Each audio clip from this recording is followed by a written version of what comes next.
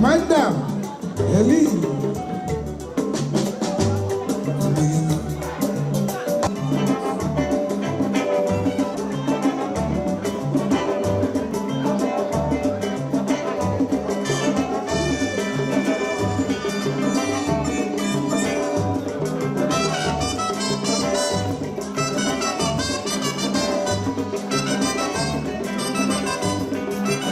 Ya ndị Igbo na-atụ n'ilu si na ọ bụ na nkukwapụ isi eburu n'ọwụ ụkwara oge ya ada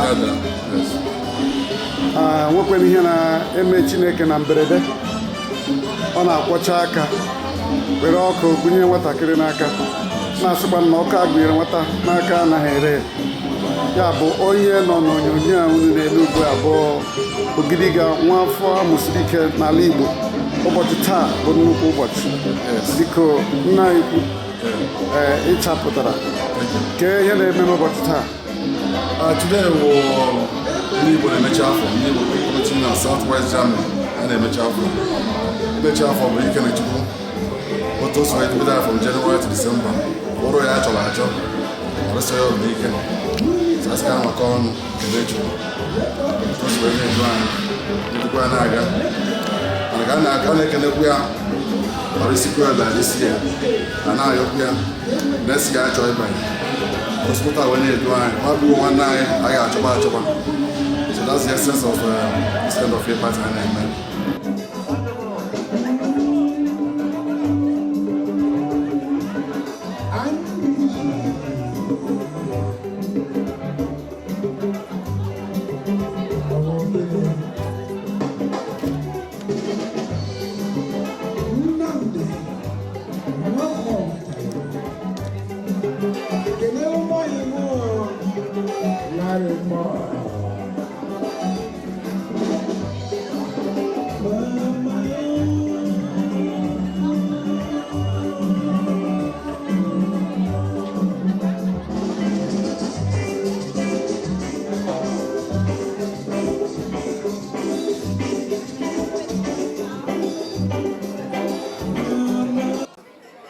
His Royal Highnesses, chiefs, high chiefs, lovers, and others, you are all welcome.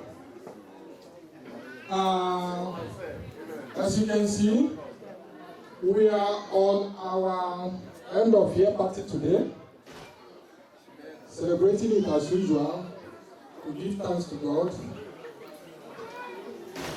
for life, health, and other things. So welcome you all.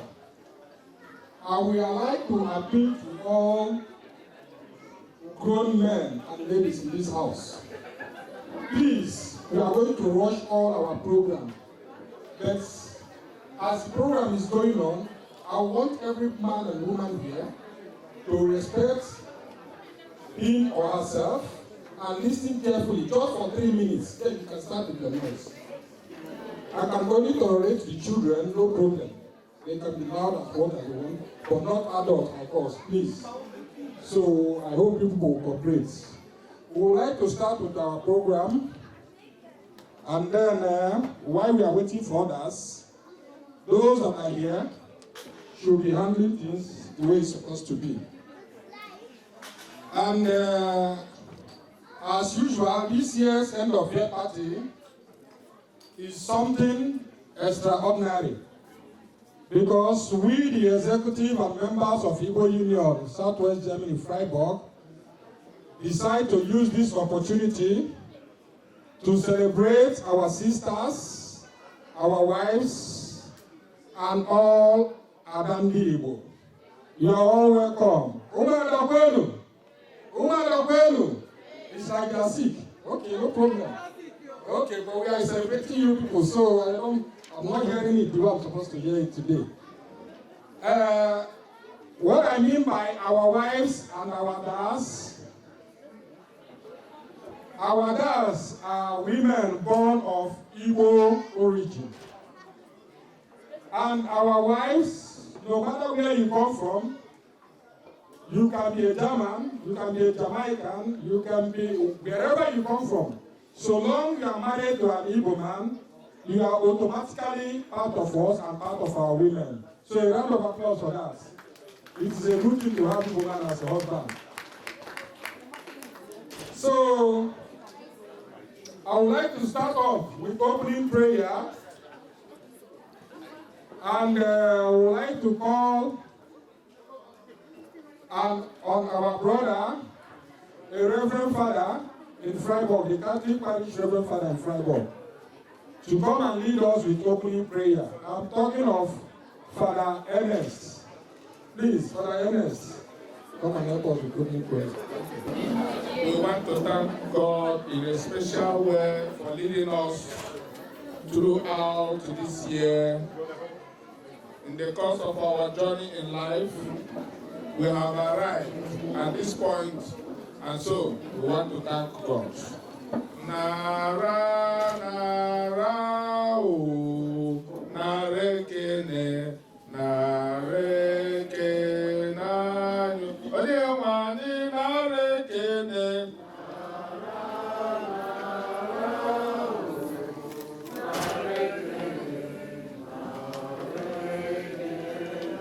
Ezi Chineke narekene.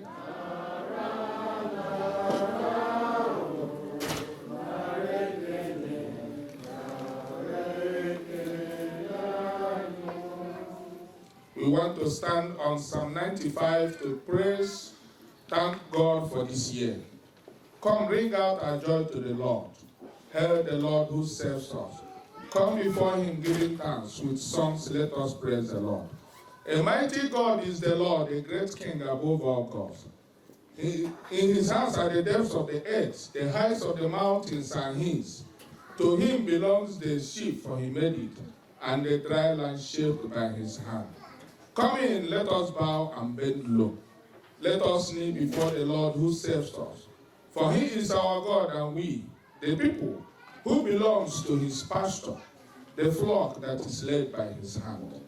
Heavenly Father, we have come to ring out our joy to you, to bless your name, to thank you for your manifold blessings upon all of us.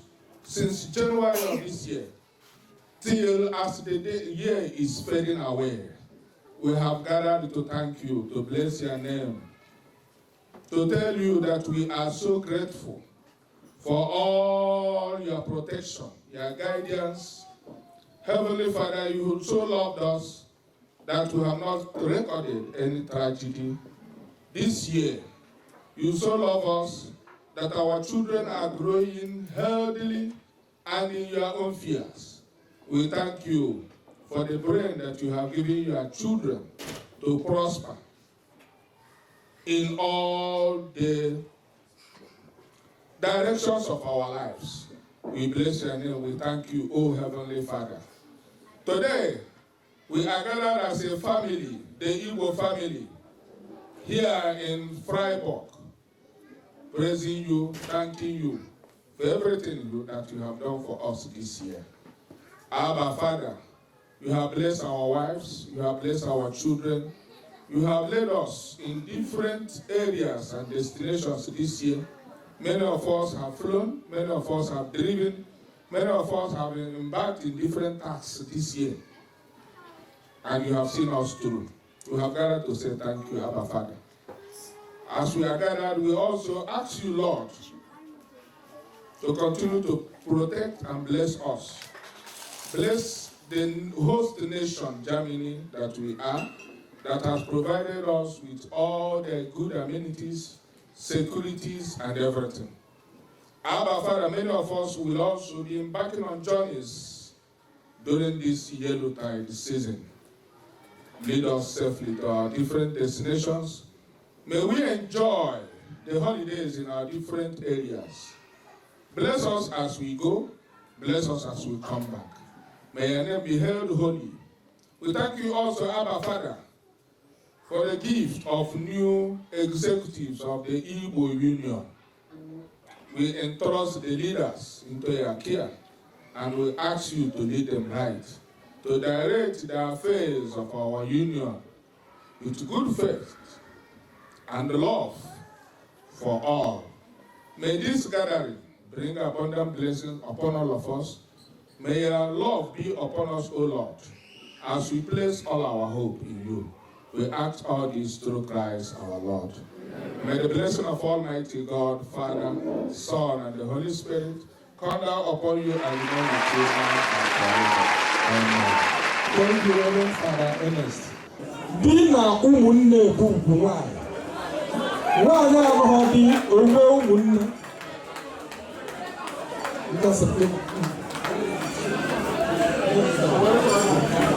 Di na nwanne bụ ugwu nwanyị.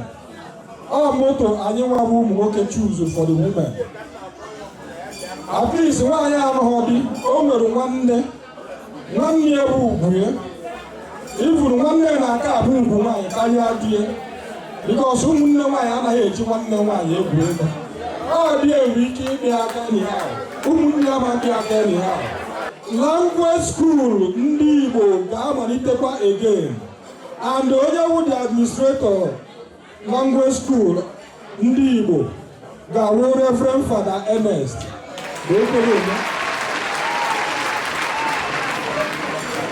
So biko anyị na-ayọ onye ọbụla ihe awụ ọganiru ịna-anya na list members anyị nwere register for ụmụaka niile anyị mụrụ n'obodo a. Kawa arụ jụọ dị gị ma afọ ụmụaka gị ọ dịkwa na register ndị Igbo ka dị gị bịa cheki edi register mara ma afọ ụmụaka niile ọ mụrụ ọ dịkwa n'ime ya. Then onekwa nke ụmụ nwaanyị marụkwa ma afọ ụmụ nwunye ọ dịkwa na nke ụmụ nwaanyị. Because na olu ha na n'ihe ọwụna iwu na anyị ga-eje na that register nke ụmụ nwaanyị na-enye ya anya mezuo nwaanyị ihe ọwụna o mere iti na faras die bụ Igbo Union enwere onye anyị na-ahapụ iche. So biko jikwere ohere a were agwa unu dat na onye ọbụla dị free ibi ndụ ya ma ọ mee ihe otu o si masị ya. Na anyị nwere Igbo Women Chapter does not disturb or hinder anybody from ihe ọbụla ọ na-eme. So ebe ọbụla ị kwụrụ ma ihe na-emebu na mbụ bụ ezigbo ihe kwụsie ike bịa and maintain it. Women Wing Chapter adochiri oge azụ. Women Wing Chapter adochiri oge nwa azụ from any club. Mụnwa nọ na 3 clubs in Freiburg and Nigeria. Nọrọkwana Igbo Union and then meet up. The last one mbanyekwara woman old school district. Arọkwa niile. So Igbo Union does not stop you from whatever that is good you've been doing. Continue doing it. Even the women will support you in whatever you are doing. So biko anyị ji ohere a were agwa unu na akwụkwọ ụmụ nwanyị dị ebe a today so that ị mee ya anya ndị anyị nyere ikike ienta afa nwaanyị wutie so that ihe tinye afịa enwe ihe ọbụla nwaanyị metere mụ nwa adịghị ọrịa ike ejide nwunye mmadụ jụ ya ese faịn ọ die ka ndị Igbo na-ejide di amara otu ọ ga-esi were nata nwunye faịn na ọ gwụcha enwere nwoke nwere right ịkọmfọt nwunye mmadụ ihe ọ sọrọ ya wụrụ ma Women Wing Chapter enyeghị ndị Igbo right ịkọmfọt nwunye mmadụ. So n'ọdị ka ọ dị n'aka ndị Igbo ekele m unu jisiri ike ọganiru n'ihe niile wụrụ nke anyị n'aha Jizọs.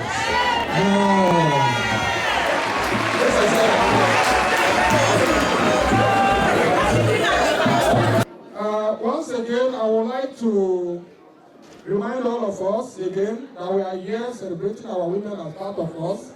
And please, in case you want to sit down, all the women here, any chair you see with blue ribbon around is for the women, particularly this row at the end of the hall. We know we have a small hall, so we want to manage ourselves today. And for the women, and our wives, today, whatever you want, order it from the chairman or the our committee members, our party committee members, they will make sure they see to all you need here today. Because we want to make it a special day for you people. So thank you, the chairman, for bringing us to this level. A round of applause for the chairman, please. Yeah, while we are waiting for members of the high table, we would like to start with some of our members here, some of our members that are already here. And I will use this opportunity to recognize the present, or rather welcome Chief Jome Ogwefina Yerugo. Chief Mrs. Jome, you are welcome. We would like to call on Chief Marcel Alina Boutique. Yes, a round of applause for him. He's always on time. We welcome the presence of Chief Mrs.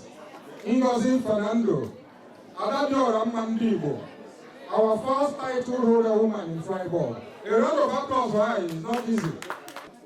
This is the beginning of new era. We are not married only to black women, we are also married to white women. And the way it is now, as this might be, the first lady of Igbos happens to be a German this time around, the wife of the chairman. So we recognize Mrs. Eniga. Please, somebody should interpret to her. Mrs. Eniga, yes. She is representing our other wives and our other German wives here. And Mrs. Okeke, yeah, these are our wives like you people too, so they are representing you people here today.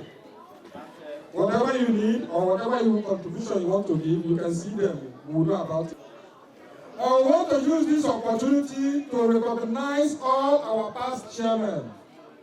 Because without them, the union wouldn't have been where it is today.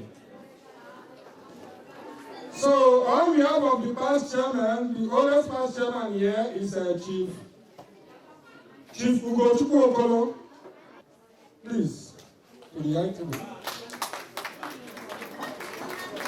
Followed by our eldest chairman, the eldest person we've ever had as chairman, Chief Philip Duru. Yeah. The only Nze that we ever had as chairman of Igbo Union Freiburg.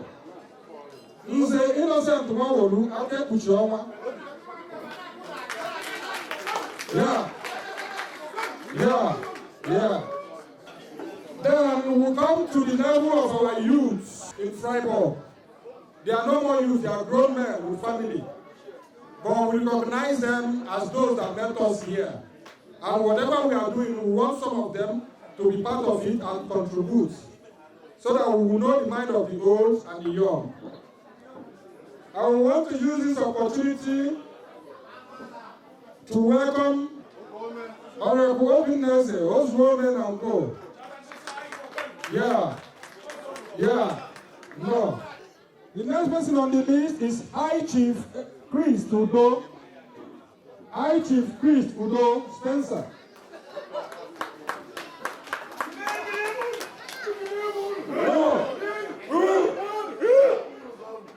High Chief Chris Udo Akuwono. So once again, before I drop the microphone for now, we welcome all our wives and our dad here. All of you should stand up. If you are married to Igbo man, no matter where you come from, please stand up.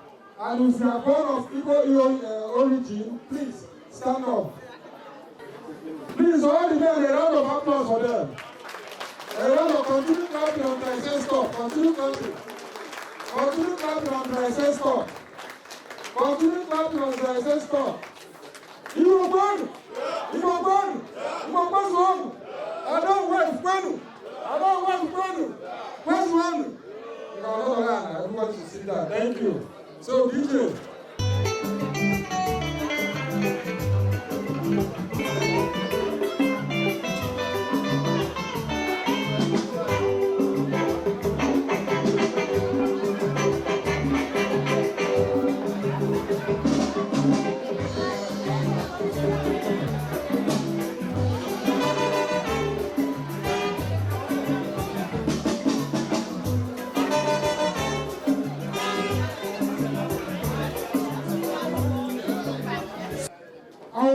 use this opportunity to recognize all the Igbo States Union Chairman in Freiburg.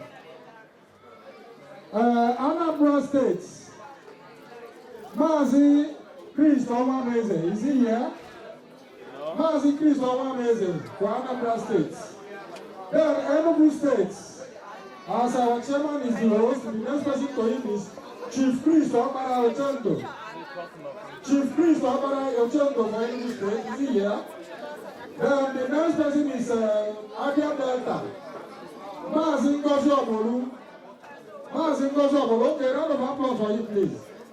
A round of applause. Abia Delta. Then Igbo States, Chief George Alimna. Chief George Alimna. Igbo State, Chief George Alimna. Is the Vice Chairman here? Igbo State Vice Chairman. Is he here? Chief Sonezala, Igbo State Vice Chairman. Okay, Igbo State Vice Chairman is here. A round of applause for you, please. Thank you.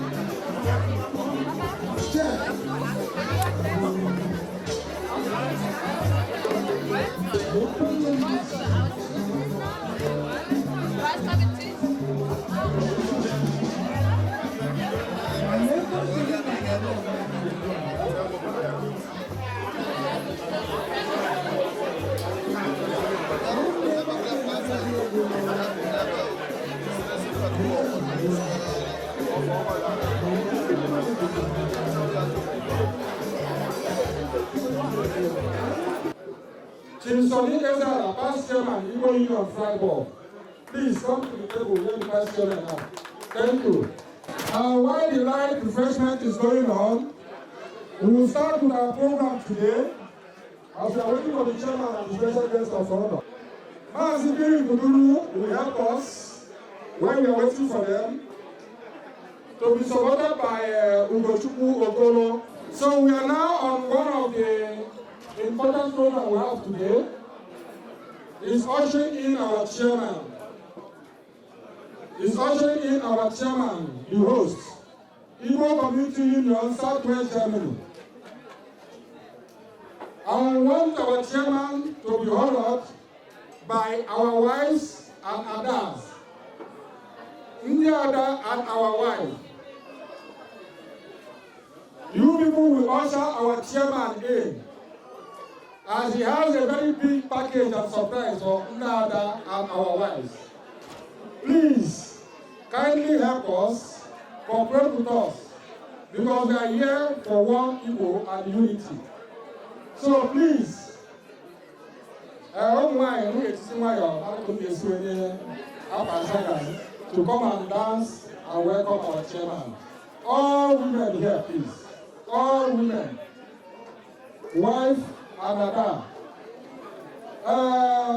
Granting this opportunity to welcome one of our oldest bloggers. I don't know what I know old blogger. What is the old blogger? Yes, we old blogger. A round of applause for one of the oldest Igbo women in Freiburg. Laura Lillian Emerson. Laura Lillian Emerson. I'm your brother.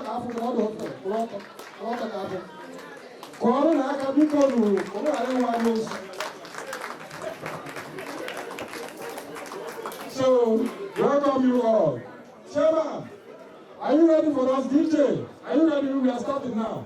We are kicking off now.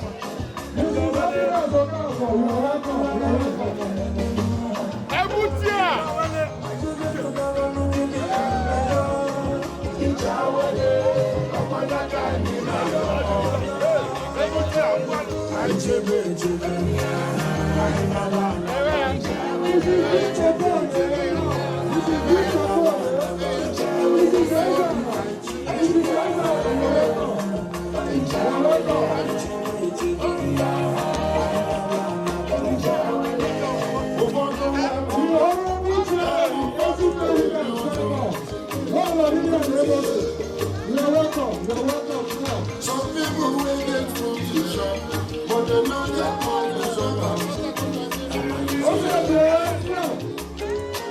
when some people will get money to shop, but they don't see food to shop. They say no job is permanent, not before resting when don't tire. They don't know next month I rise again. Mommy for resting when don't somehow fail. They is my way.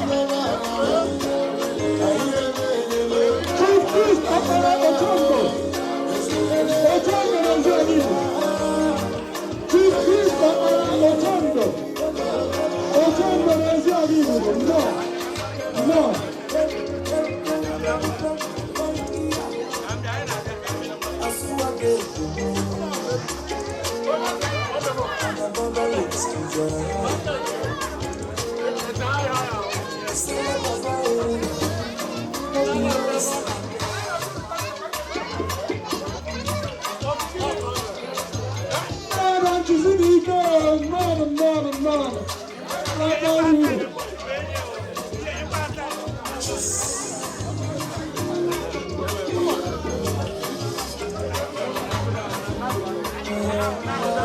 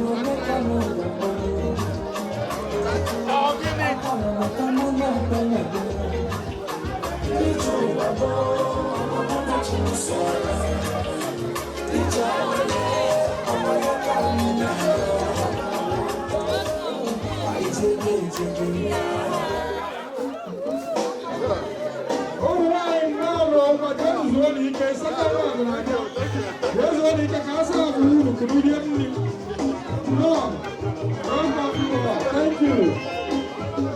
This is Zero. Welcome as usual.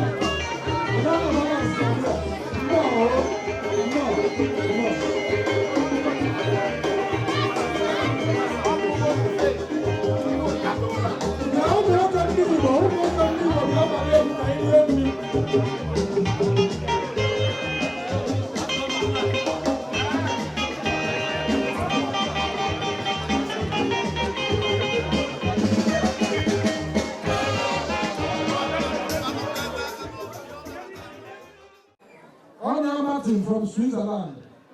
Yes. No. Because it's an opportunity to Frank Nzeri, Batago. Chief Frank Nzeri, Batago. The Pera Coco. Okoroche, the game is shape. On the moon.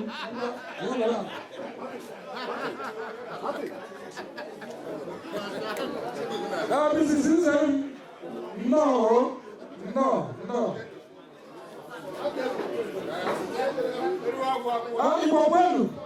Igbo, like you all know, Kolanos is an Igbo tradition whereby we have normal rate of doing it. Although sometimes it takes time, sometimes it doesn't take. If we all cooperate, we will rush it fast. Please, people, Chairman of Igbo, on behalf of Igbo Community Union, the chairman of this occasion, and Indians and also neighbor, because it's an opportunity where I'm going that I have a very wargy and in the right to go to people.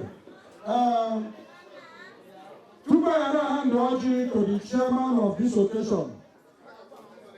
And the innocent one will be people will also think that I got it at the winner. So, chairman, people on behalf of Igbo and the chairman of Igbo Union, I represent this orgy. From the leader, worker, one, home, the leader, about that. So, because we don't perform all the normal rate, God says so. Because Cha-cha-cha-cha-cha, Igbo kwenu. Cha-cha-cha-cha-cha, Igbo kwenu. Kwezuonu. Okwu m niile m ekwu elu Igbo, ama na anyị gwara aka nga.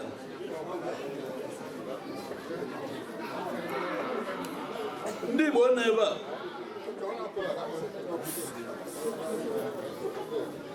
Before I na-ebido ịwa ọjị a, achọrọ m ikele onye ọbụla bịara ebe a. Maka na nzute ka na anyị bidoro Jenụwarị lugide ọgụ baa Disemba enweghị onye anyị chọrọ achọ. Asị m ka anyị kelee Chukwu, ka anyị kelegodo Chukwu maka nke ahụ, na-ekele onye ọbụla bịara ya. Ụkwụ na o jere bịa ka unu ga-eji wee laa. Ihe ọbụla anyị ga-eri ya, anyị ga-eri ọba anyị n'ahụ, ụkwara da-akwado anyị, ọ gaghị atụba anyị. Jerele ka nna ayọ Chukwu na Jizọs Kraịst onye nwe anyị. Amen. Okwu ọzọ. Ebekwa n'ọjị, asịrị ọkwa gwere nweta na na ahụmụ di ya ọgwakwenye nwata n'aka na ahụmụ di ya ahụ dị nwoke. So ebe ọ na-afọdụ ekpere ma eburu ọjị a bufe okenye nọ n'ime anyị otu m siri mara ka m nwee Chief Philip Duru ka imeziere anyị ọjị a dachie na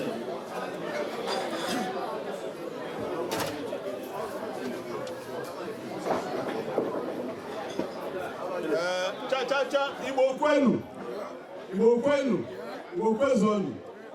Anyị lee anya oge anyị na-agba krapụ, so anyị ga-eme ihe a very snappy. N'egbu oge anyị, biko eji m ohere a na-ekele ndị Igbo niile na ọjị abịala m. Ọjị anaghị asụ asụsụ n'ọma ha anya ya. Ya bụ dat na ọjị a anyị ga-eji asụsụ Igbo wee gọọ ya ọjị. Mana tupu anyị agaba n'ihu,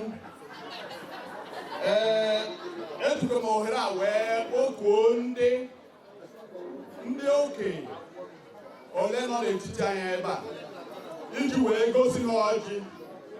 Mmadụ dị ka Reginald Ọfọ na Cletus Azọkwa na Chief Bob Onyemata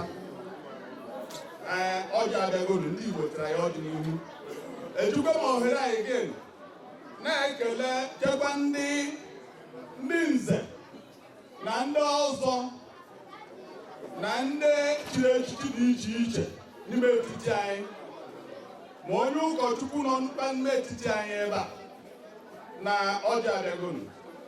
Onye wetara ọjị wetara ndụ, onye takwara n'ọjị tatara ndụ. N'egbu oge anyị ọjị a ka ọ gaba njem ọ ga-eje na mgbede a. Eji m ohere a na-akpọlite dịka omenala ọjị si wee dị n'ala Igbo. Anyị ga-eke ọjị a dịka usoro eji eke ọjị na mgbakọ ndị Igbo. N'ihi nke a, n'egbu oge a na-akpọ Anambra steeti, ofu onye Anambra bịa were ọjị a, biko nakwa ya ọjị a n'egbu oge. Chachacha Igbo kwenu, Igbo kwenu, Igbo kwezuonu. N'egbu oge ọzọ a na-akpọkwa Imo steeti. Onye Imo steeti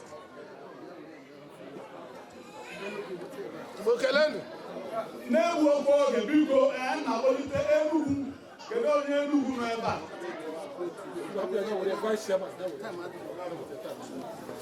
Na-egbu oge Abia steeti. Biko anyị gbu oge Ebonyi. Okay, Delta. Igbo kwenu. Biko Ebonyi. Ofu nwanne anyị nọkwa ebe a, Chief Dome Ogbuenyi, biko were ụfọdụ wegara ya.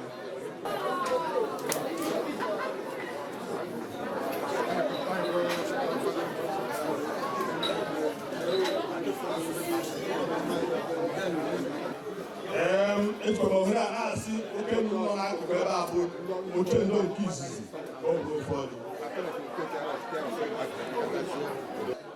Biko chairman of the occasion, biko were ụfọdụ. Biko were ọjị wegara Reverend onye isi nchụaja. O wetara ndị ụka.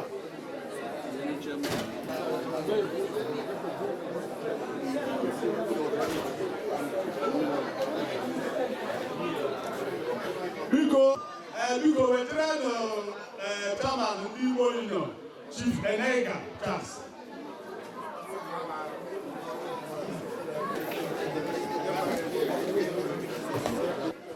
Onye ọbụla nọ ebe a dịcha mkpa maka na a sị ka ahụ nwa ngwere o si wee dị elu, nkụ dị n'ọhịa ga-abụ. N'ihi nke a, anyị ga-agọzi ọjị a wee taa ya na anyị enwezighị oge n'etiti anyị. Tupu oge abịa, anyị na-ekele gị ime ka ndụ wee fụọ anyị wee gbakọta ebe a dịka ụmụnne na ụmụnna. Anyị na-asị gị biko bịa gọziere anyị ọjị a, chekwaba anyị, gbaa ya ume. Ọganihu ga-abụ nke anyị. Udo ga-adịrị ezinụlọ niile gbakọbara ebe a n'abalị a. udo ga-adịrị ndị nwoke anyị dịrị ndị nwaanyị anyị ọganihu ga-abụ nke anyị ọ ga-adịrị ụmụaka anyị niile mma anyị na-arịọ gị biko chekwaba anyị ekwela ka ndị ọjọọ fụ anyị ajọ mmadụ agaghị anwụ anyị ajọ mmụọ agaghị anwụ anyị nke anyị ga-eri ka anyị ga na-enweta mana nke ga-eri anyị agaghị anwụ anyị ije anyị ga-abụ echi maka na echi ala agwụ agwụ biko anyị na-arịọ oge onye nwe anyị goziere anyị ọjọọ ka anyị tata ndụ tata ahụike ọganihu ịhụnanya wepụ anyị ekwuru n'ime etiti anyị wepụ anyị anya mkpaji wepụ anyị akpọmasị na ihe ọjọọ dị iche iche agwa ọjọọ dị iche iche dị n'etiti anyị biko wepụ anyị ya ka anyị na-ahụ onwe anyị n'anya na-agatọ dịka ụmụnne na ụmụnna onye nwe anyị chekwaba anyị ọpụpụ anyị niile na mbata anyị ọ ga-adịrị anyị niile mma ọ bụ n'aha Jizọs.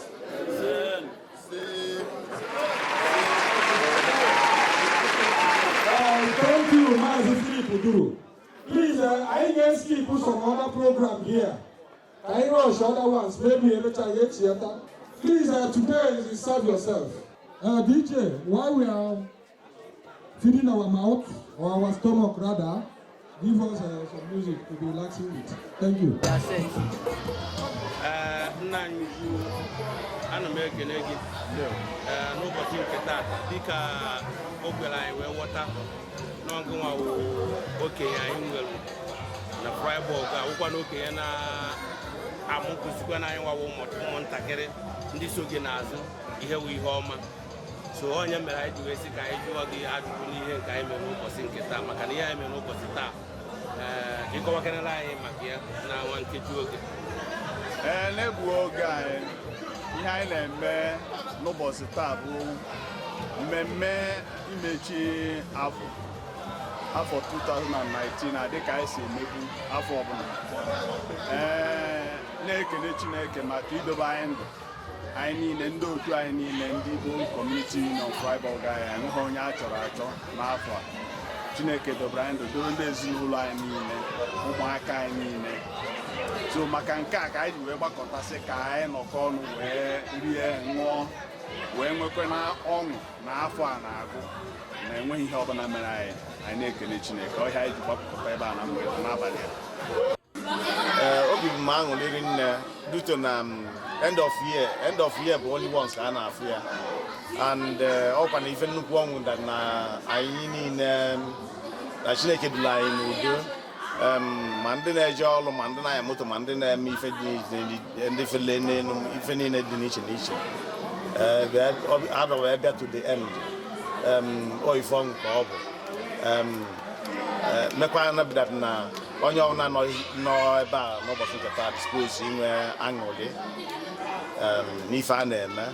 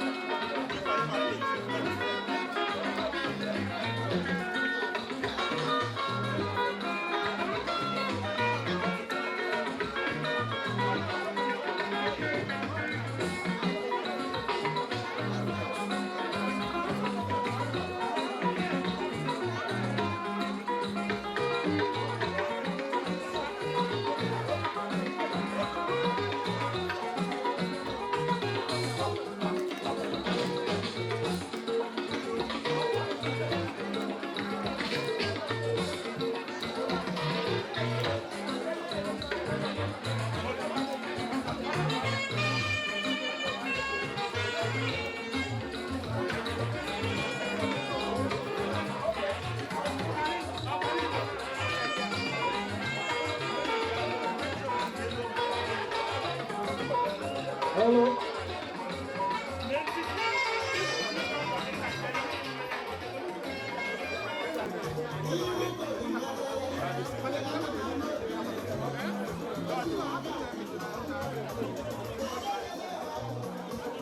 Ihe a na-eme taa gbara obiọma n'ụzọ dị iche.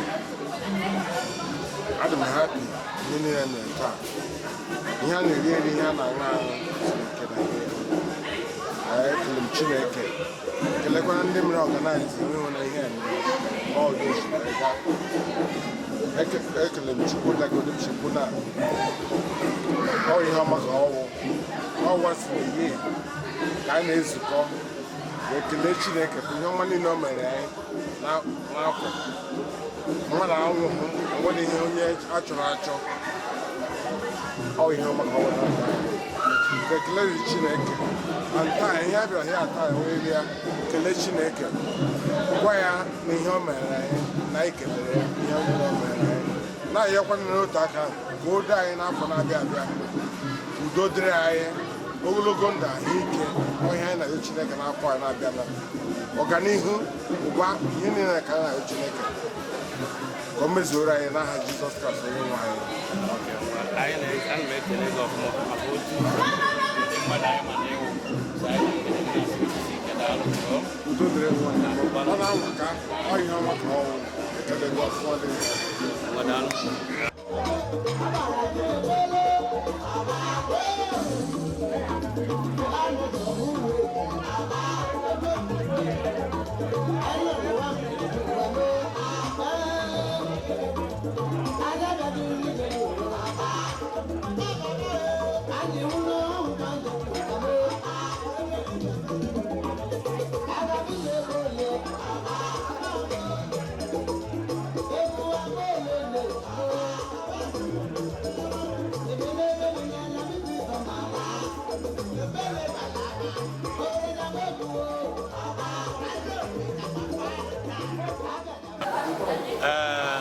nna anyị ukwu, biko anyị na-ekene gị ya.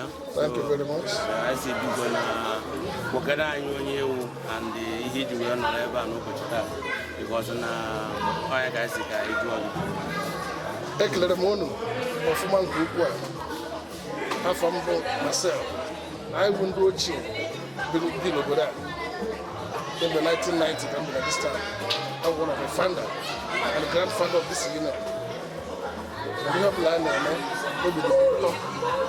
No, I like it and I support here. The regime for now, I mean, when I never Igbo, Kamani Amata, each of the government of the government Amata, no one they wrote today. Nature, but I got to guide the manager. And the Penay and as home as I was from Market, I was up a new look at nature. But just like what I'm area, I can Tiaka. He has here drove a Madrid, a car from 3 million, but that's a matter of minimum. Or 2 1,000. I don't anyị achọrọ nsogbu ọbụla, anyị achọrọ peace. This regime anyị nọ na ebe ahụ politics ebe a bịta anyị tinyere Chuleke bụ onye na-achị n'obodo onye ndị Igbo họpụtara si achị. So I'm very happy to be here today. I'm here with my family. My wife is here, my children is here, my friends are here. I have some friends who support there for my name. No, we're here. And this is going to other places. So I'm happy to be here. And very, very happy.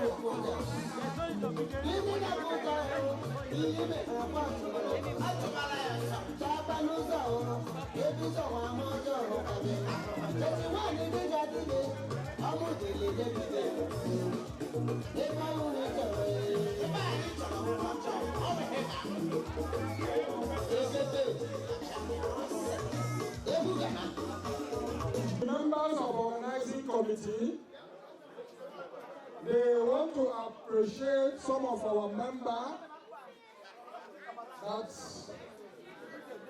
has been a part of support to this particular party and the union in general. So they want to appreciate them with a token. Like the information we have now is that our special guest of honor, Chief Oscar Allison, will not be here any moment from now.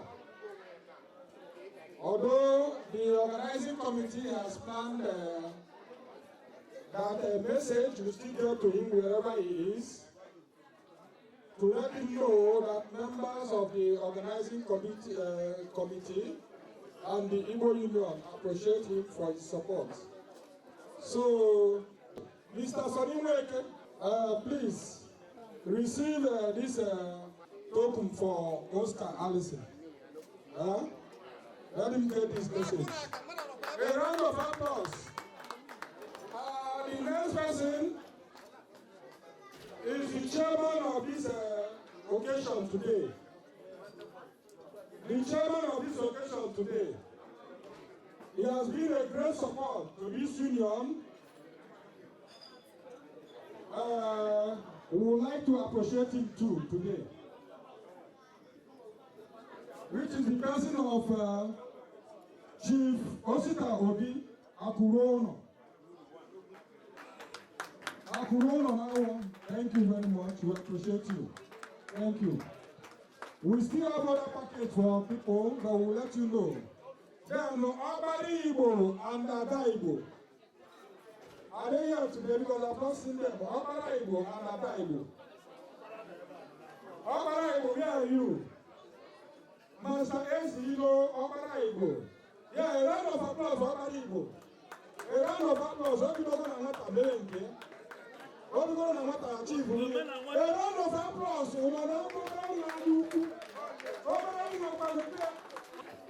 Abari Igbo. Abari Igbo. At this age, he is already a red cap chief in Freiburg. At this age, he is already a red cap chief in Freiburg. So, if you wish your own child to start achieving from tender age, a round of applause for this young man. Adibo, where is Adibo, please? Where is Adibo? Okay, Adibo is representing us now in Frankfurt. A round of applause for her, please. I can see that many of us have been settled now. So we will rush into our next program. Chief Ositobi and Chief Frank Nzerim, all the past chairmen and state chairmen, and members of Igbo Community Union, Umuwoke Igbo, because all I know how can I pause this. If I mistake, you know what can I do? Those who are not here, when I'm a hego, then you know it. Makachina, what I want to say, and say, you are getting no wing. Why are planning to go where? The way to beach. I plan to go where? They could walk in a chief, after 80 days. Who are not young? Let the foundation, who will tell now. I don't know who. What I go? I tell him, Igbo. So, who can be when I do already? I have Chatra over $1.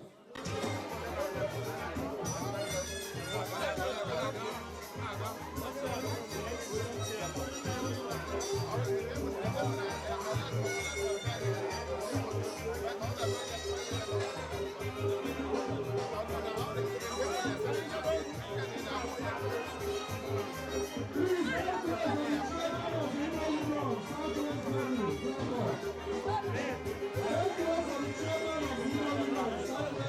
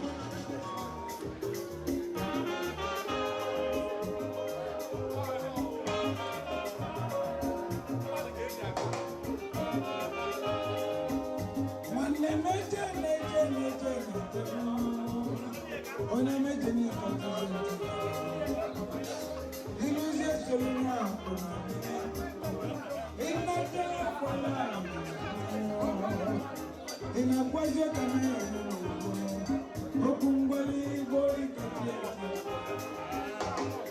ilizie mwana onyo bebe zinani okungwali goli katia ilizie mwana mwende bebe nebe onyo bebe zinani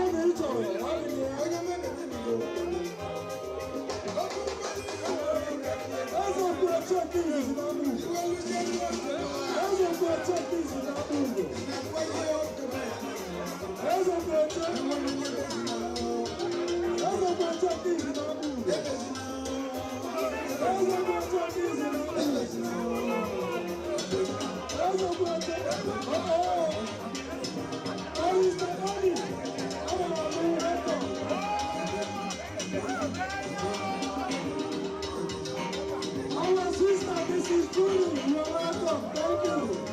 Thank you. Thank you very much. Our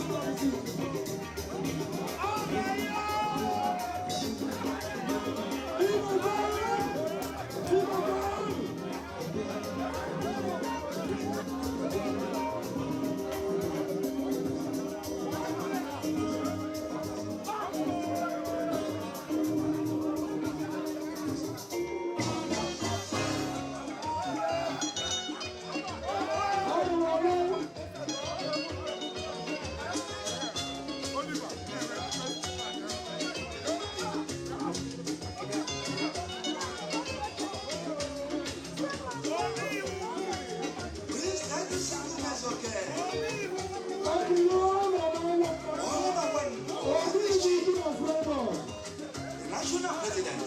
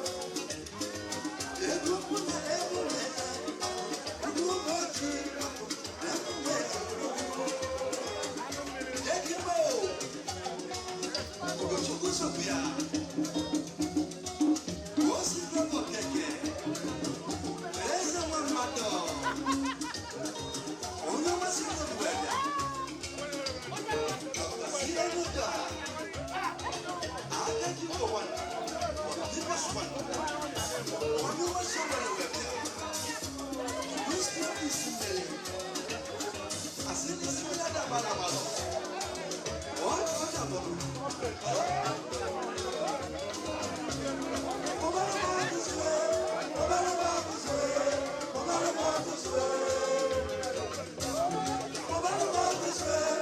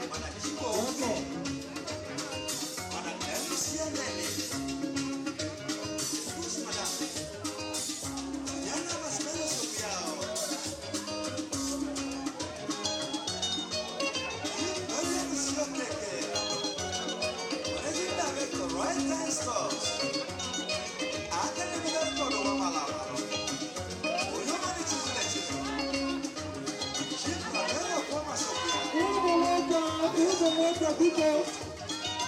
The people on stage, all the women in Igbo. Who welcome people on stage. Now we have to stage to support the women in Igbo.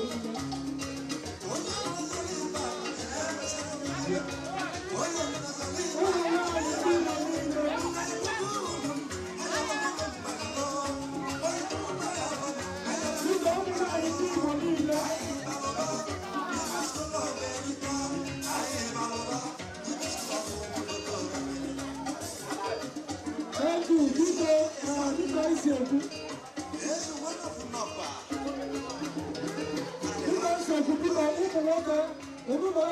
please, all the women, everyone in Igbo will continue. This was not talk only. I am Igbo. Big women. Everyone in town, big women. Who will not who will never allow? Big women. All the women.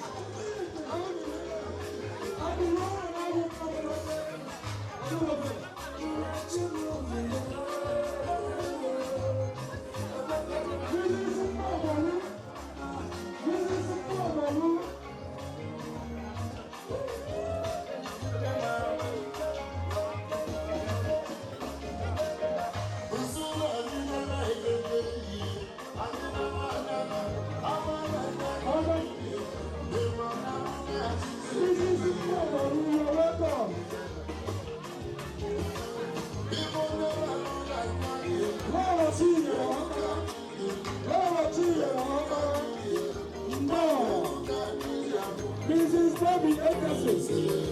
This is Bobby Ederson. He's driving us. He's driving us. This is Eder. No.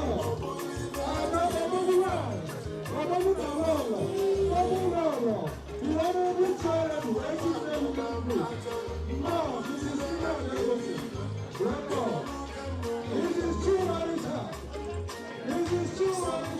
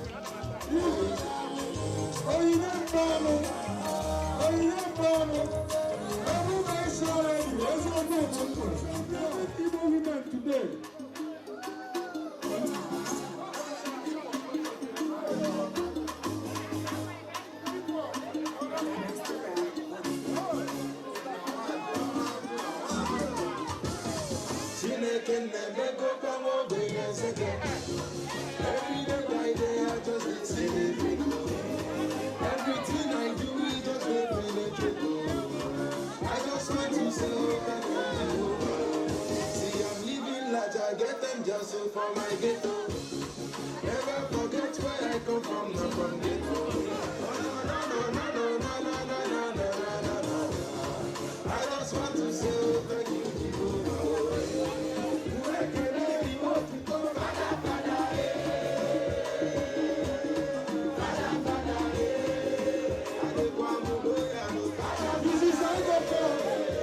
This is Richard.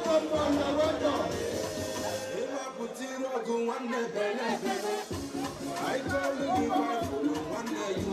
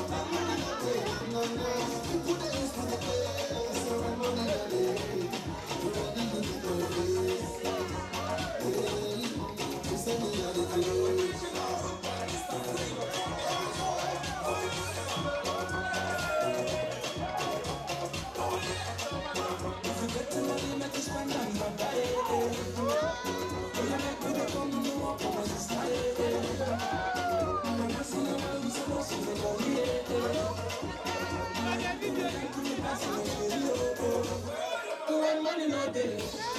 Everybody above some. I said when money no day. And I got the only one. I'm looking to my man. For we can have a killer than you. Tonight in the Freiburg tonight. Everybody make a one of my son. When money no day.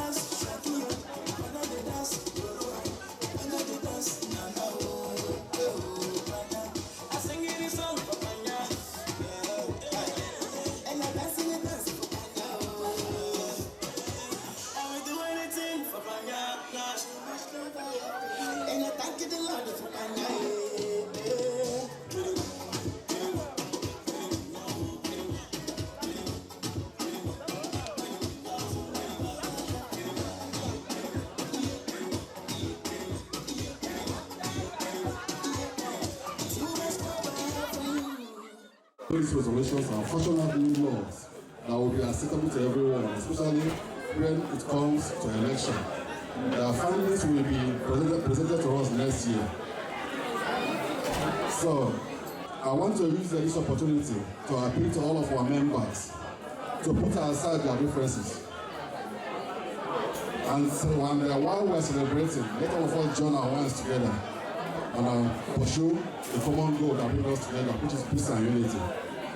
My regards go to all of you. I pray to God that as you are going home, you come back home safely. Let God bless you and guide you. In Jesus' mighty name I pray. Thank you.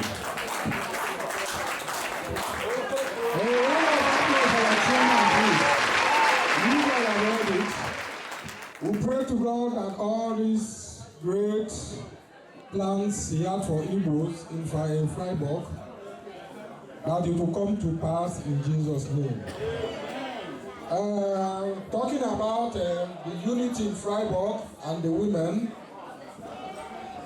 he has officially kicked off the Igbo Community Union Southwest Germany Women Wing today, which their inauguration will take place by July next year, during our 19th anniversary of Igbo Union Freiburg.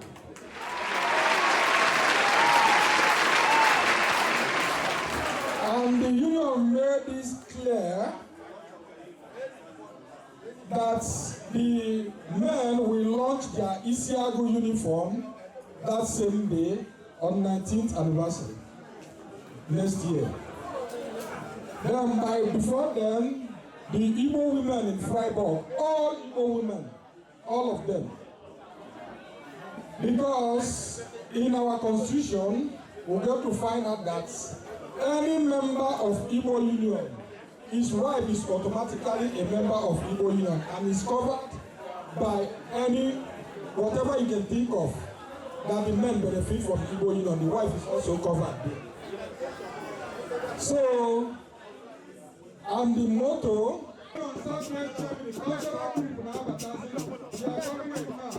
so please,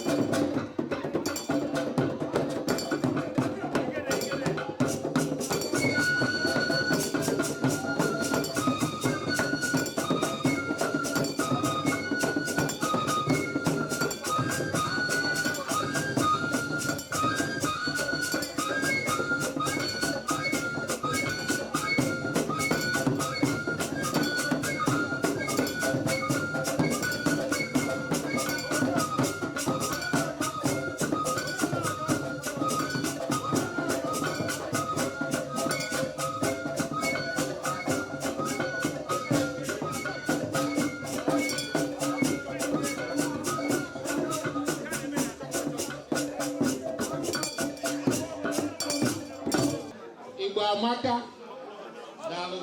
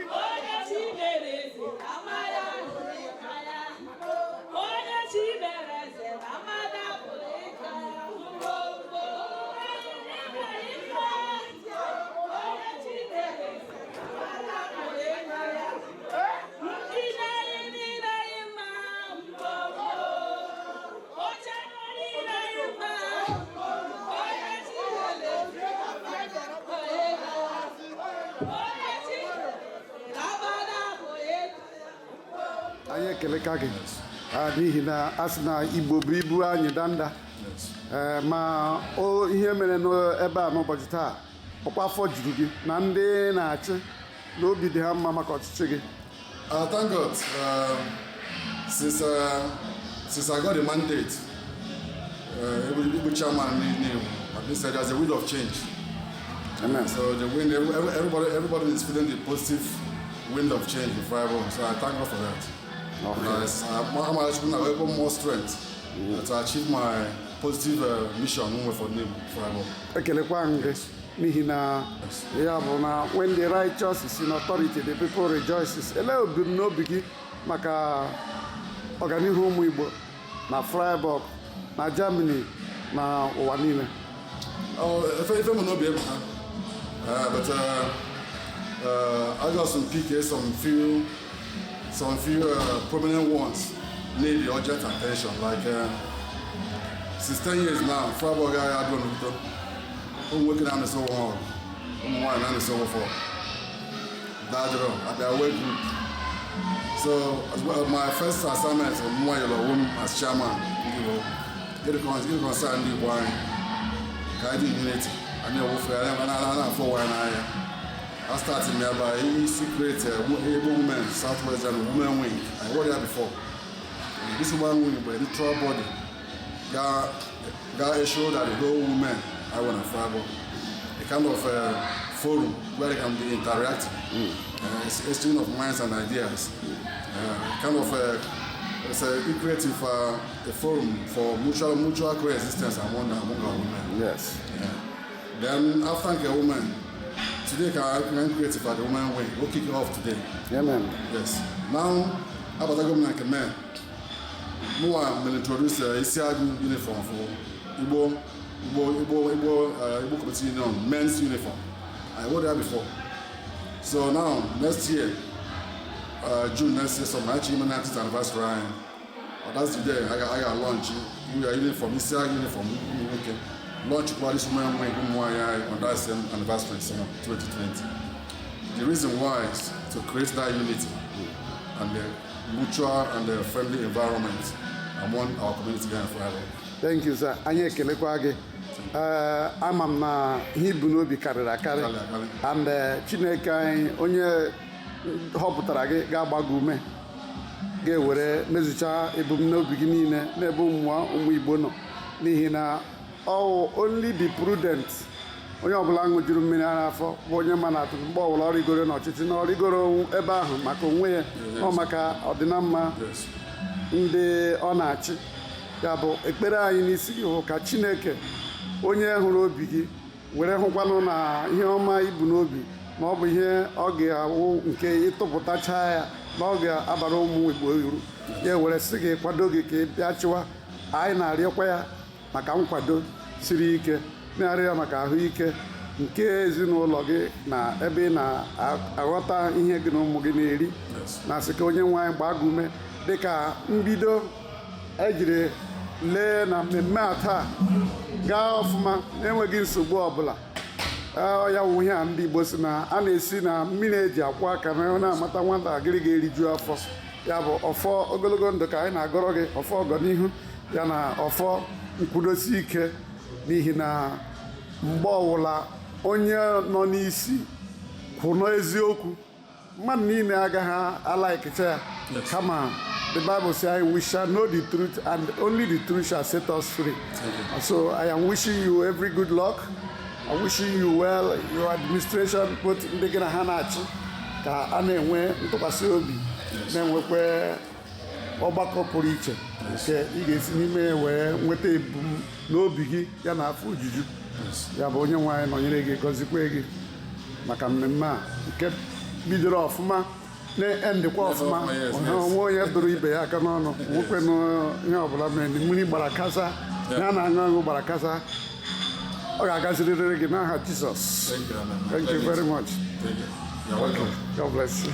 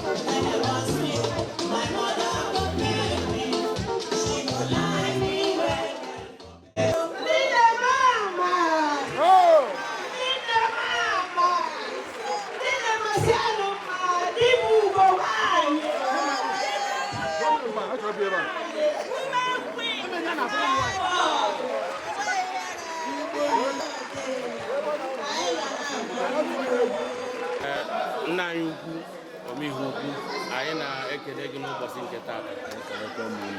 Wee na-asị na anyị chọrọ ka anyị mara otu obi dị gị n'ihe nke anyị mere n'ụbọchị nke taa. Ọbụka na anyị onye Igbo ada afa gị and ihe ahịa anyị mere n'ụbọchị nke taa.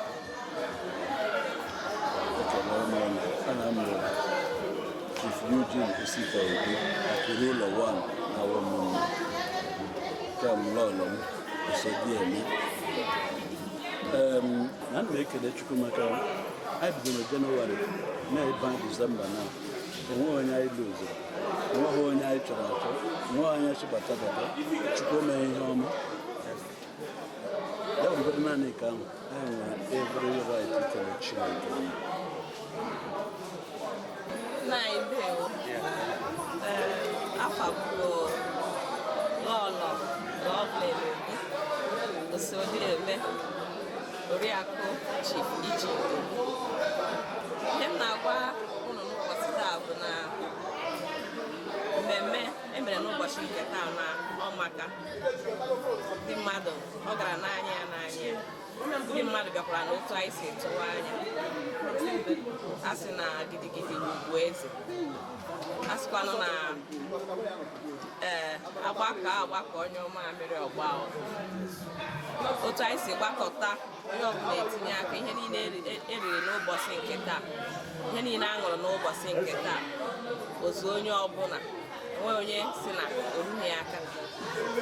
Nke ahụ gosiri na ọgwụ otu nwanne adị na ọ dị mma. Anyị si ebe tere aka wee bịa obodo a bụ Germany, bịakwa n'obodo a ghọta onwe anyị, nọrọ ka nwanne. A sị m ụlọ jide ka unu ji, onye asị jide ka o ji na nke o ji dị mma, jidenụ ka unu ji na-aganụ n'iru. Ọganiru bụ nke anyị. Ndewo. Madam, anyị na-ekele kasị ngị nwa because na most of the time anyị na-eme ihe a ọ gaghị na-akwado anyị ọfụma and ị na-anụ maka ya.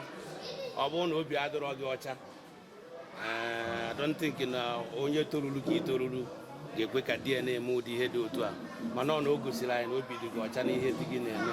So anyị wee na-ekelekwazi special onye ka anyị jisi ka anyị kpọọ gị na ya ka anyị kelee gị because na ọ dịrị ofere.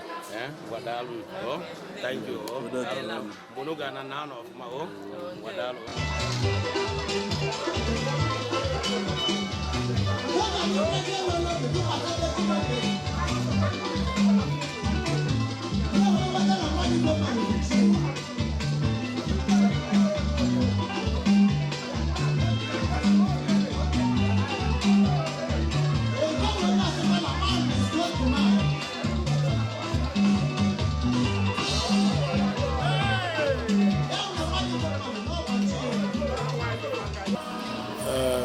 First of all, more than can I go for the privilege email mo. Would you work over it was a logo it was star. And I know I do logo mana Jesus. Amen. Neighborhood will be to Musangole today because now. Any melta organania and na I'm a Igbo. Ama mana na-emefe ka ọ kwesịrị na-emekwa ihe gosiri ihe anyị ji bụrụ ụmụ Igbo wee na-asị na today be a great day for the whole Igbo general. Amen. When I can our executive members and our able chairman, Buchali Eniga.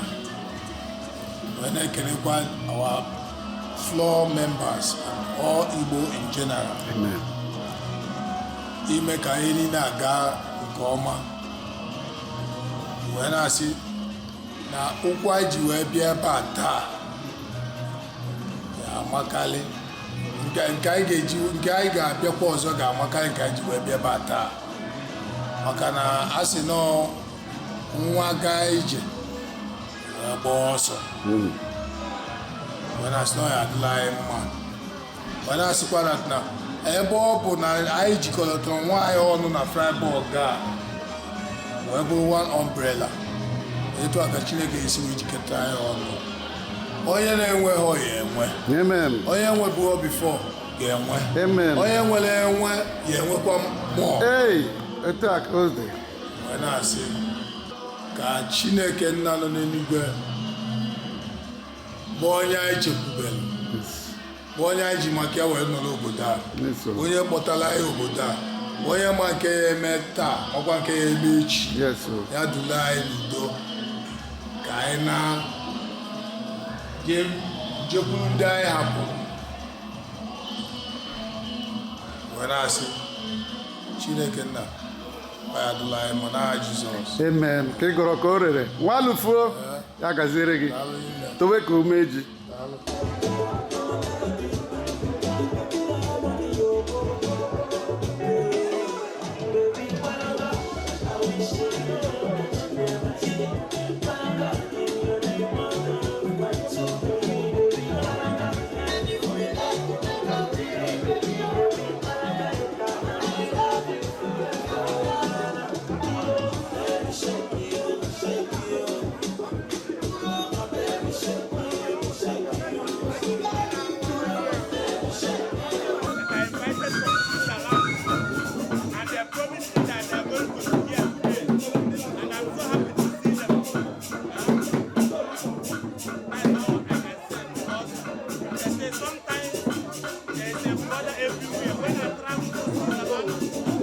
ceremony, I met some of my brothers here, and they promised me that they are going to be here today, and they made their promise. So that's why I want to thank them officially.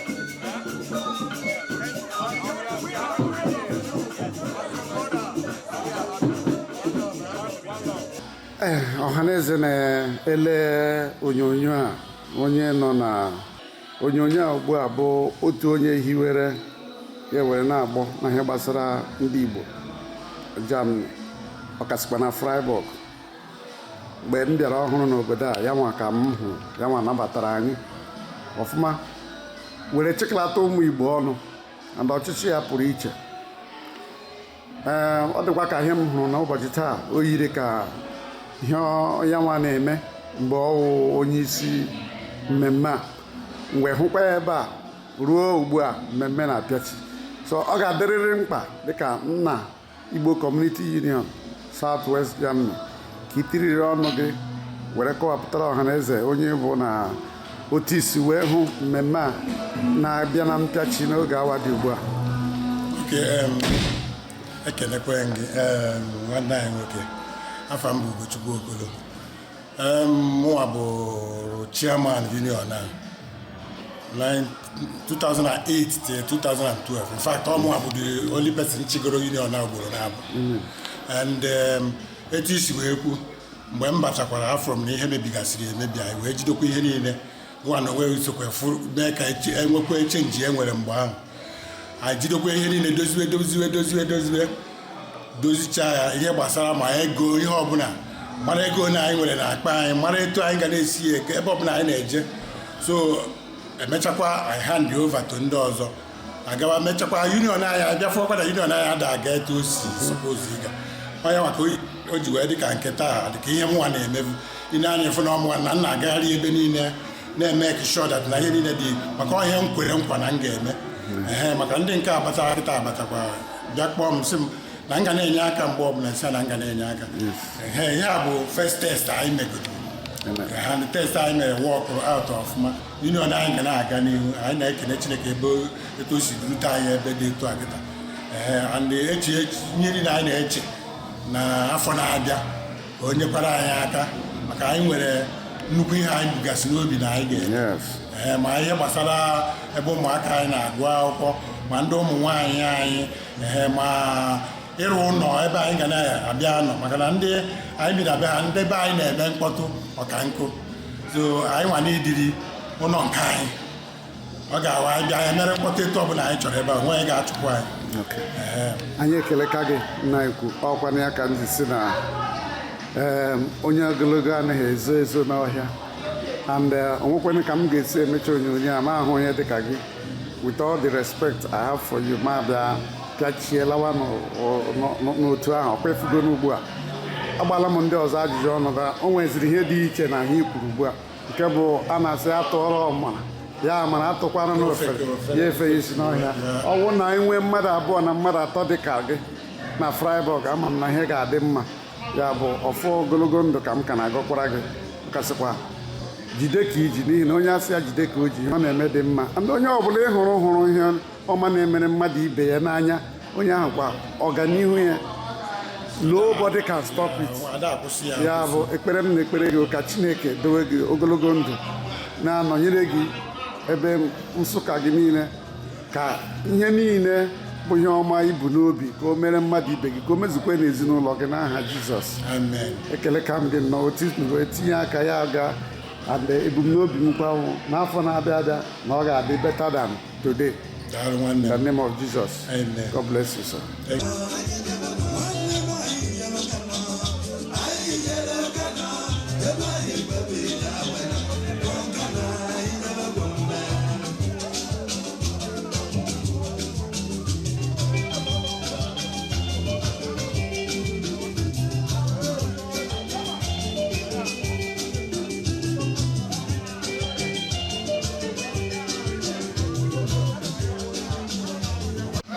Igbo bụ Igbo anyị ekelele unu ndị na-elele onyonyo a n'ihi na a sị na afọ dị mkpa afọ ogologo ime ya and nwekwana ihe na-adị ka Chineke ịgọzi obodo iwepụta ndị ezi mmadụ ga-eso na-ahazi ya wa obodo because ebe onye bi ka ọ na-awachi anyị ebichirala na Germany ebe akwana ka anyị bi ebe a ka anyị na-awachi ya bụ ọdịmma nke ndị Igbo kwesịrị ị na-emetụta anyị n'obi. Onye nọ n'onyonyo m ugbu a bụ otu nwa afọ Igbo mma kemgbe m hụrụ ya na Freiburg a bụ onye na-agbasi mbọ ike ịhụ na ihe na-aga ọfụma na ihe gbasara mmekọrịta mmadụ na ibe ya. Ọ bụ onye hụrụ ihe ọma n'anya, ọ bụ onye hụrụ ọganihu mmadụ ibe ya n'anya. Ya bụkwa n'ụbọchị taa ka o si bido chịwa ọchị mgbe mmemme a na-ebido ka ọ kesikwe na-achịkwa ugbu a obi na-atọ ya pọlịna. Ya bụ ọ ga-amasị m biko na nkenke okwu ka ị kọwara anyị ka obi dị gị n'ụbọchị taa, kọwakwara anyị mmemme e mere n'ụbọchị taa otu o si masị gị na ihe bụ ejima afọ gị n'ime ya. Thank you. Nwanne m nwoke bụ Darentino. Eji mara bụ Darentino. Video coverage and evangelist. Eji mara na Freiburg. Wee kpọọ m si ka ịgba m ajụjụ ọnụ. Abịa m pati obibi m afọ ntị ifesa aga na Freiburg maka ọ nwere ihe odogwu ji akara ibi ya. Odogwu emere ife o ji bụrụ odogwu, ụmụ nwaanyị were ya kpaa nkụ.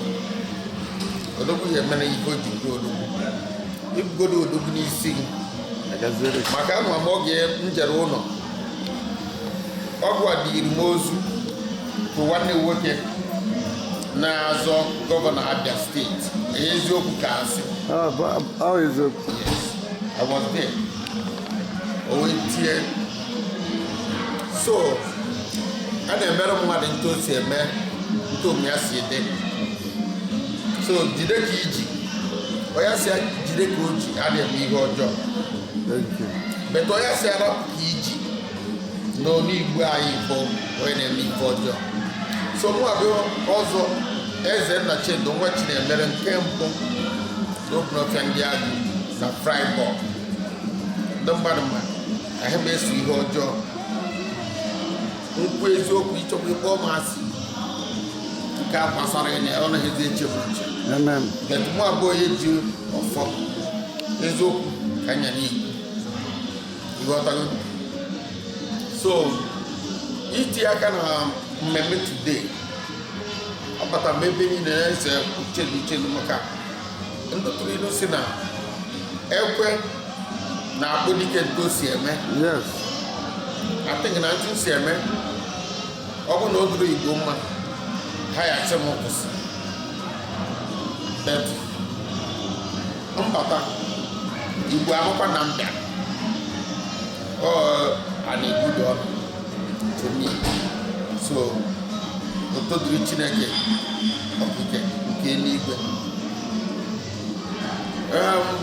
Itinye aka na mmemme nke taata pati taa pụrụ iche na ndị na-emegbu maka onye na-achị si na ya chọrọ unite ụmụ nwanyị the 3-2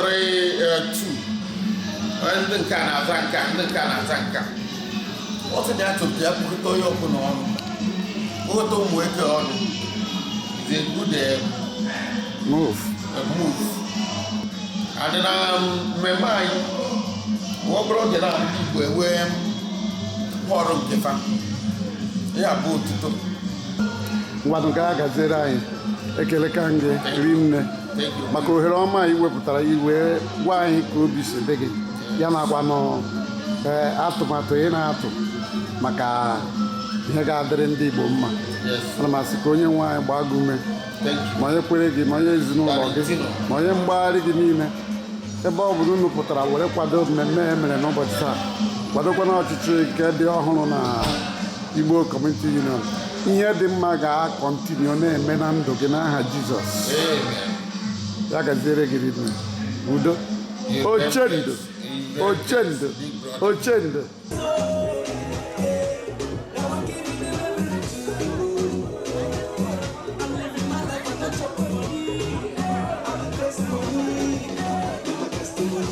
Testimony, I don't jump at the testimony.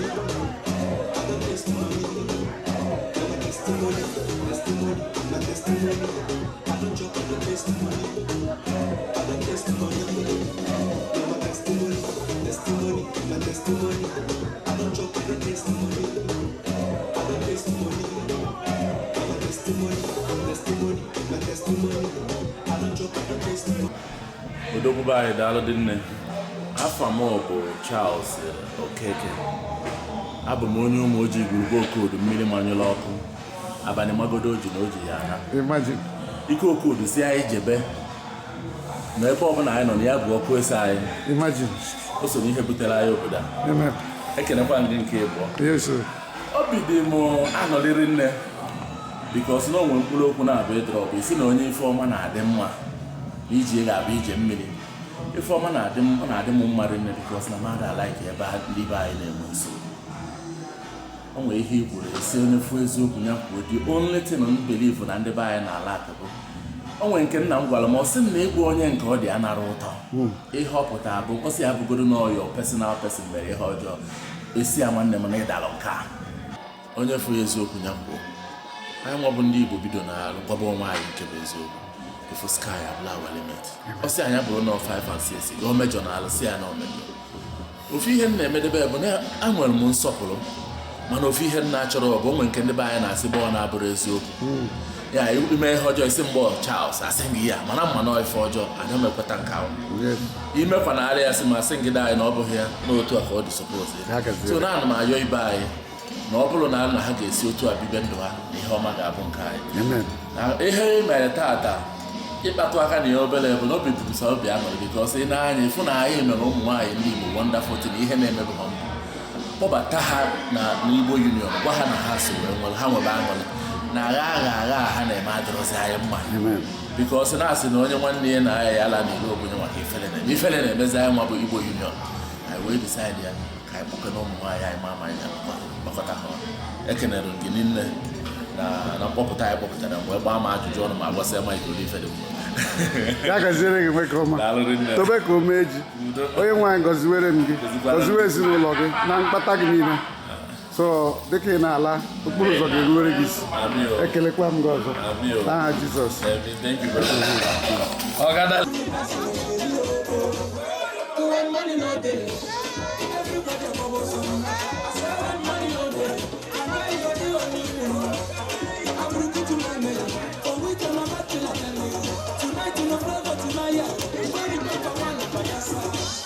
When money not there, I'm the one that was on. So when money not there, I love you, I need to dance baby. If you want to catch your breath, tonight you're not flavor to my yard. You bring it up and run by yourself. The feeling is bad. Ladies, well, I think so when money not there. Everybody run away. Nobody wants to.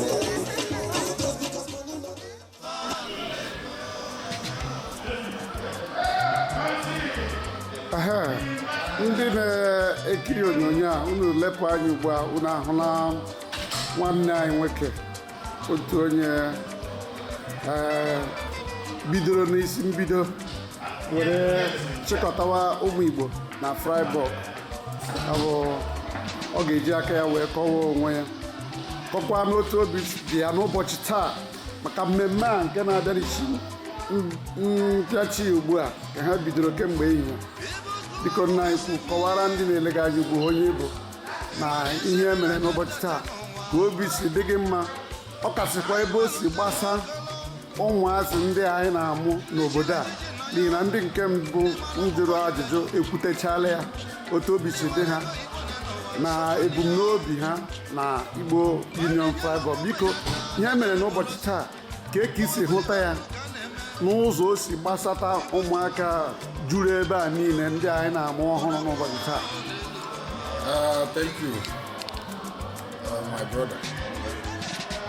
As you can see, today is a day of joy, at least giving thanks to God for seeing us through the year 2019.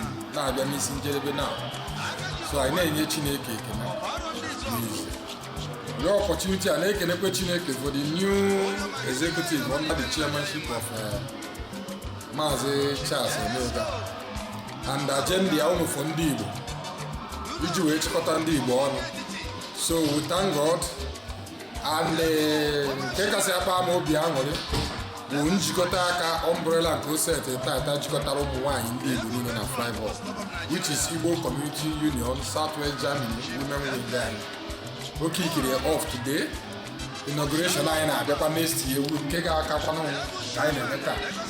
So anyị si Chineke daalụ maka ihe niile si gaa na irugo na ọ na-abịa n'isi njedebe na anyị enwere ihe dịka ọgba aghara hie onye nwere nsogbu ọbụla ebe a ihe niile gacha ka anyị si wee tụọ anya na-ekelekwa Chineke na ọganihu ga-akakwa nke so n'azụ.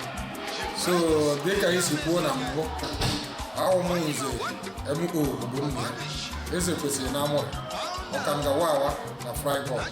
Ndewo ya gaziere gị anyị ekelekwele Chineke ebe ọwụ na asị na ha etiri ka nọ meke forest so ọ ga-amasịkwa anyị n'ihi na ihe anyị na-ahụta kemgbe iri ụbọchị wụ otu esi bido awụghị etu na-esi akwụsị ọ na-eme anyị na-asị nye anyị onye ndu but mgbe e nyere anyị onye ndu anyị ewekwara aka anyị were dọtuo onye ndu ahụ. Biko arịrịọ m na-arịọ unu ya dịkwala otu a gawa n'ihu ebe unu pụtara n'igwe ihe iwe nwanne anyị aja n'ukwu ka ọ bụkwara nke ga-eru onye ọbụla ebe ọbụla unu nụrụ shịshị ọzọ ga-eme ka ọchịchị a bụrụ nke na-agaghị enwe isi unu jisi ike kpọọ ihe ọjọọ ka ihe ọjọọ laa forever in Freiburg n'aha Jizọs. Kịta ka i kpuchiri okwu na ọ bụrụ anyị tinye onye ndu anyị jiri aka ya dọtuo ya onye ndu anyị tinye anyị anaghị amacha mmadụ ama mana nke anyị tinyekwelu anyị fụrụ na aka ya gabara n'ihe ọjọọ dịka isi wee kwuo na mbụ iji kwuo n'ikpeazụ na anyị gasị na chara anyị na ọ bụrụ dị ihe anyị chọrọ na nke anyị chọrọ bụ onye ga na-akpọ anyị aga n'ihu uto eziokwu nọ ihe anyị na-ebi. So thank you very much, my God bless you, sir. Thank you. Ndị na-ekiri onyonyo a unu lepụ anya ugbu a unu ahụla nwanne anyị nwoke otu onye bidoro n'isi mbido were chịkọtawa ụmụ Igbo na Freiburg. Ọ ga-eji aka ya wee kọwaa onwe ya kọkwa n'otu obi dị ya n'ụbọchị taa maka mmemme a nke na-abịachi ugbu a ka ha bidoro kemgbe ehihie. Biko nna anyị kọwara ndị na-elega anyị ugbu onye Igbo na ihe mere n'ụbọchị taa ka obi si dị gị mma. Thank you, my brother. As you can see, today is a day of joy, at least giving thanks to God for seeing us through the year 2019 na-abịa n'isi njedebe now. So anyị na-enye Chineke ekele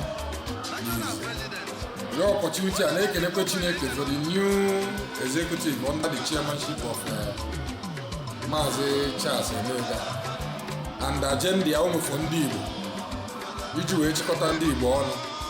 So we thank God and nke kasị akpa ama obi aṅụrị bụ njikọta aka umbrella nke oseti tata jikọtara ụmụ nwaanyị ndị Igbo niile na Freiburg, which is Igbo Community Union Southwest Germany Women Wing anyị.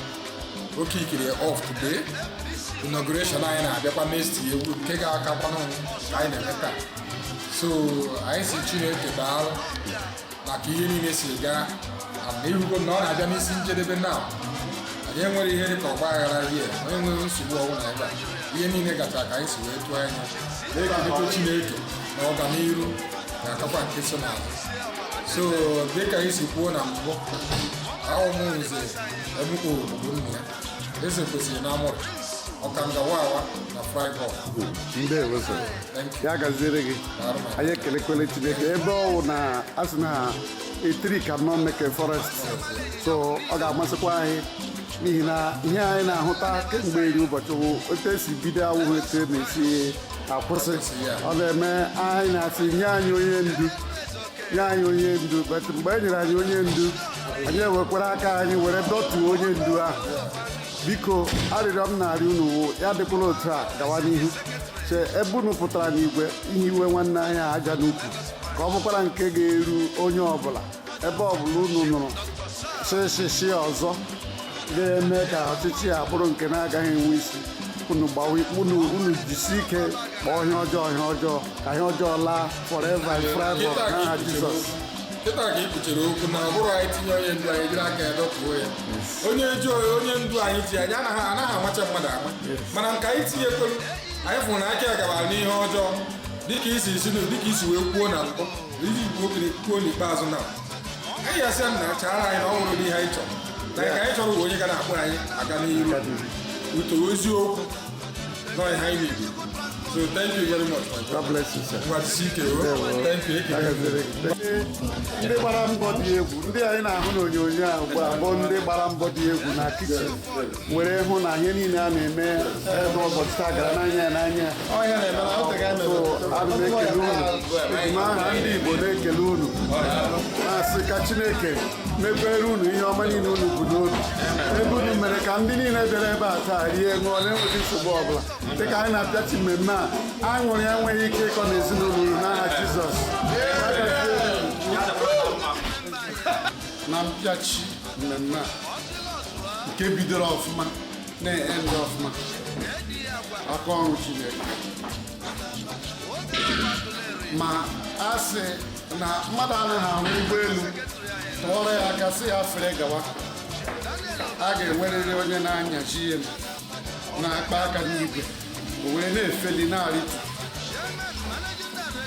ya bụ o nwere nnọọ onye nọ n'isi mmemme a n'ụbọchị taa na a na-asị na ahụ dị mkpa ahụ ogologo ime ya and as you cannot know how responsible a man is until you give the person an assignment dịka ndị oyibo na-ekwu and when once that assignment is executed to the satisfaction of everybody because ndị niile m gbara ajụjụ ọnụ ebe a kọrọ akụkọ ọma maka otu pati ya emekọ na Freiburg kemgbe e bidoro ime pati na nke a soro shiwe ọwụ nwa amadi ya nọ ebe a Ogidiga nwa afọ Igbo ji eme ọnụ onye nke ọnụna ọ nọ na Freiburg nwunye mirikiti ndị a niile nọ ebe a aṅụrị ha na-enwe n'ụbọchị taa ka ha nwere onye dịka na ya were na onye ọbụla hụrụ ihe ọma n'anya ya ka ihe ọma ga na-eso na onye ọbụla hụrụ onye ọma na-emere mmadụ dị happy for it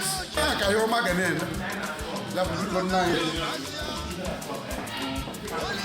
ọwa aka ihe ọma ka a na-ana yiwere na onye ọbụla mgbara ajụjụ ya pọlikas na pati ya na ọwụ nọmba 1 ya bụ ka obi si dị gị ụbọchị taa na ihe haziri ma ọ gara ọfụma.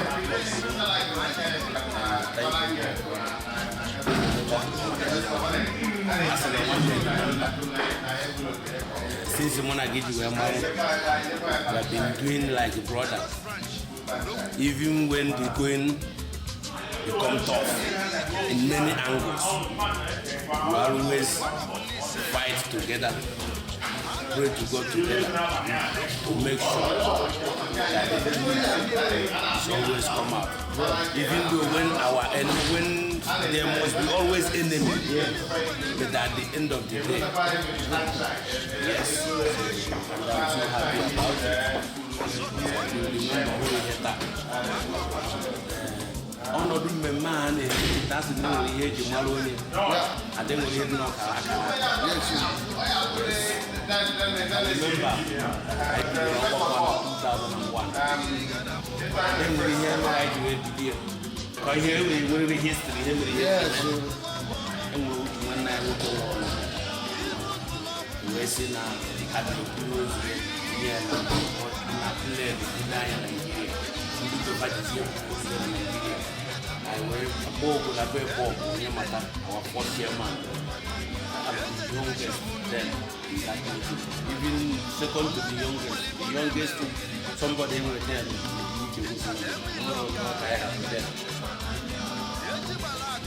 More will be willing to this man, not always go, but they only hear on them. That was the reason why they carried the next time. Because all one that one amazing one can see is by Malamata. You give you one of one amazing one that day. You know, like a master. The unity of this, you know, that will be and then we hear Marian at the Nizan or Patron. Go on with the phone to my here and I come and meet here to see Brazil in a plane to be happy. We want to see an oil. You must know how many of us there. You see, come out, who's new cat in a hotel and using the Nigeria. No, you have no. Mopanaga with her and our Nana and the private CJ Ganamatam was a Gunozunia. Gunozunia and Nanga plane with Nana, Jimmy Gunozunia, and I did it. So, yet we are going to the mountain. Nobody that. Even last time, Muamitalia and Omapaloma, Makwezi Buma, Uluku Carlo. When I get a power, you make it on my see how I'm to put a pattern. Now, was one of the water yesterday when he had and Anna Battalion because no one and they want to like against the Nubian book. What the women are women chapat or look again got to be because as one order, maybe all how will you and then I knew me have one never. Then the was not too easy. I also see in a hammer again, a hammer number. So that's why I can do whatever I want to that. So if I'm who will be the guy in Napa, I'm making a girl's man. Macaroni in a Niconian, Igbo, therefore, Opaloge, or Gather. I mean, here, Total, easy, but now, Bagote. Ụmụ anyị ndị anyị kpọgasịrị n'obodo a zuru ebu ọgba ha na-etobe ha na-anyụ mmiri otu anyị si ebi ọkasịkwa udo asịsị emere n'ụbọchị taa ya wee ekpere m na-ekpewo ebe dịnwa nọkwa n'isi isikwa na ka ọ dị mma bikọs ọ bụrụ na imeteghị ọfụma ịghọtago udo emere n'ụbọchị taa maka ebe ụmụ nwaanyị mebi ọgara ha inwe isi ya bụ ama ekele gị isi gị jide ka iji na onye asị ya jide ka o ji na ọ na-emebi mma Chineke anyị onye na-agbago ume na-ahaziri gị ụzọ na-akwara anyị ụzọ ịnụrụ kakwa na-edu gị na-enye gị mkpata na-enye gị ọganihu na-enye gị ahụ isi ike akasịkwa ebe ezinụlọ gị nọ na mpaghara gị niile ịnwe anyị ga na-echekwa gị dịka ị na-akwadokwa ịga ụlọ mkpọcha ọbụla ị ga-aga okporo ụzọ nwere gị isi ị ga-aga n'udo nakwa n'udo ga-abịakwa na-enyekwara aka n'ihi na Igbo enwere eze Igbo nwere eze kama Igbo na-eji aka ha eme eze nwekwara aka ha dọtuo eze ha ama m na nke a unu hiwere onye na-achị ugbu a aja n'ukwu na unu ga-akwagidekwa mgbe ọkwa ihe na-eme mgbe na-adịghị mma onye ọbụla akpọ n'ọjọọ ịnụ Chineke ka na-edu anyị afọ na-abịa aga ga-ama mma karịa n'afọ ya gaziri gị na So, ladies and gentlemen, on that note, we are ending this telecast for the Igbo Community Union, Southwest Germany. And then we are happy to be part of this progress situation today as far as Igbo Community Union, Southwest Germany is concerned. God bless you all. Igirigadabu bananyo. Emumweze. Igirigadabu bananyo.